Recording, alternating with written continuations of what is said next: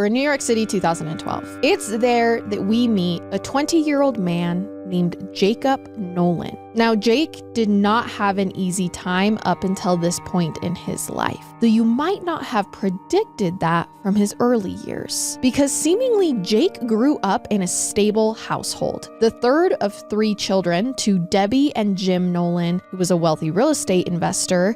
But it was clear from an early age, money and wealth aside, Jake was not like the other children. He was incredibly smart, gifted by some accounts, but if you asked his parents, he was an innovator. But by the time Jake turned 5, his parents noticed a few signs in him that became alarming. He was diagnosed at that early of an age with attention deficit hyperactivity disorder, better known as ADHD. As Jake got into his teenage years, his family noticed that his mood swings were getting more unpredictable. The highs were higher and the lows were a lot lower. By age 17, he had made a suicide attempt. Jake was hospitalized after the event, but was then given a more severe diagnosis, bipolar disorder. Things only got worse for Jake once he was alone. That's when he began self-medicating with things like drugs and alcohol, but that's when his parents had an idea. Maybe Jake should just go stay with his cousin Pamela in her New York City apartment for a bit.